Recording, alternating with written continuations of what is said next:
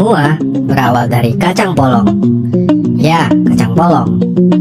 Kembali ke lebih dari seabad silam, tepatnya pada tahun 1906, seorang ekonom Italia bernama Vilfredo Pareto mendapati jika 20% dari tanaman kacang polong di kebun miliknya menghasilkan sekitar 80% dari hasil panen setiap tahun. Sebagai ahli ekonomi, penemuan ini kemudian ia terapkan ke skala yang lebih besar dengan kalkulasi yang cukup mengejutkan, yaitu sekitar 80% tanah di Italia dimiliki oleh 20% dari jumlah populasi, dan sekitar 80% dari total pendapatan di Italia diterima oleh 20% dari jumlah populasi. Pada akhirnya, Pareto pun membuat sebuah prediksi, kurang lebih 80% hasil datang dari 20% penyebab, di mana berarti 20% input akan menghasilkan 80% output, sementara 80% input yang lainnya hanya akan menghasilkan 20% output. Fenomena ini kemudian dikenal sebagai aturan 80-20 atau prinsip Pareto. Di video ini saya akan membahas bagaimana kita dapat menggunakan prinsip Pareto dalam aktivitas sehari-hari maupun bisnis secara lebih efektif. Mari kita mulai. Prinsip Pareto adalah sebuah pengetahuan yang dapat menjelaskan dengan baik mengapa seluruh hal yang terjadi kadang tak berjalan secara linear dalam deret aritmatika sebagaimana yang diinginkan. Kita meningkatkan jam kerja 2 kali lipat, tetapi tidak selalu mendapatkan hasil 2 kali lipat. Kita menambah banyak pegawai, tetapi produktivitas tidak bertambah sebanyak itu. Kita melebihkan lini produk baru, tetapi tidak mendapatkan profit yang lebih besar.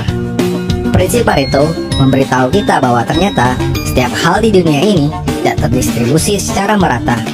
Prinsip ini terbukti cukup akurat saat diimplementasikan pada berbagai peristiwa, di antaranya 80% dari keuntungan perusahaan dihasilkan dari 20% konsumen. 80% kecelakaan di jalan raya disebabkan oleh 20% pengendara. 80% klaim garansi produk diajukan oleh 20% pelanggan. 80% pendapatan pajak datang dari 20% penduduk. 80% keterlambatan jadwal timbul dari 20% kemungkinan penyebab penundaan. 80% penyakit disebabkan oleh 20% faktor pemicu. 80% dari aplikasi yang terpasang di handphone kita, hanya 20% yang sering kita gunakan. Dengan prinsip yang sama, nilai ini juga dapat dibalik. Contohnya, 20% jumlah karyawan berkontribusi terhadap 80% kinerja sebuah perusahaan.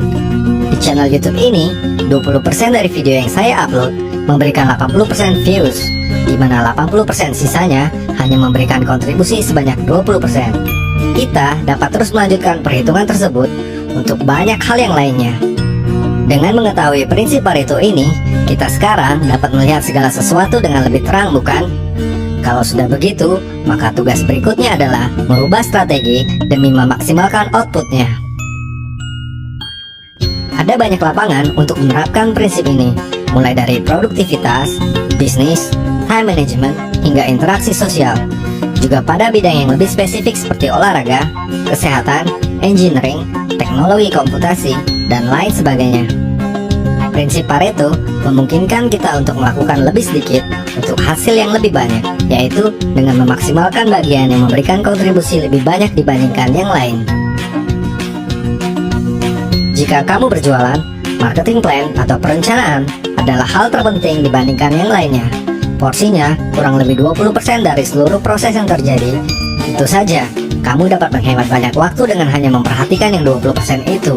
Dan jika kamu memberikan usaha yang lebih banyak di sana, maka dampak 80% yang dihasilkan juga akan menjadi lebih besar. Kamu juga dapat memaksimalkan produk atau layanan yang kamu miliki. Caranya adalah dengan membuat daftar, lalu ambil kira-kira 20% yang paling laku. Misalnya ada 10, maka pilih 2 yang terbaik. Besar kemungkinan itu punya kontribusi 80% terhadap keseluruhan omsetmu.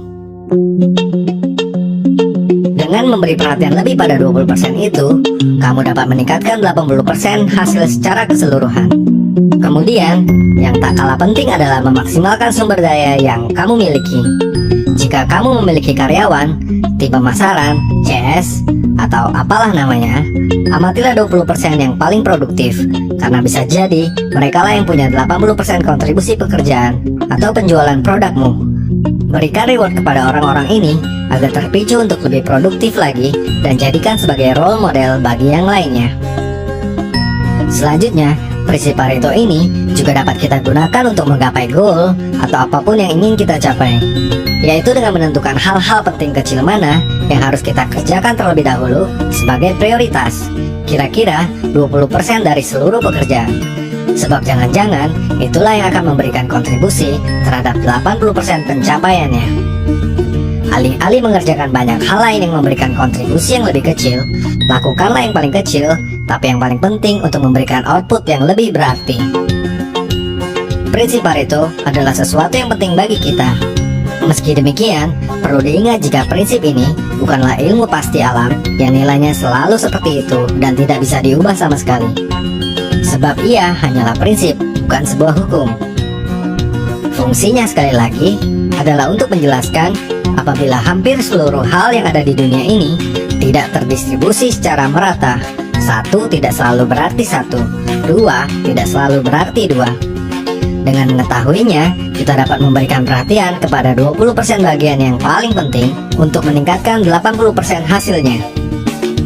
Saya akan menutup video ini dengan menggunakan prinsip Pareto. Prediksi saya, dari 80% penonton video ini, hanya akan ada 20% yang mendapatkan manfaatnya dan menerapkannya dalam bisnis mereka. Sisanya mungkin tak percaya, bingung, atau bertanya dalam hati, sejak kapan cerita tentang kacang polong dapat menghamburkan 7 menit dengan begitu percuma?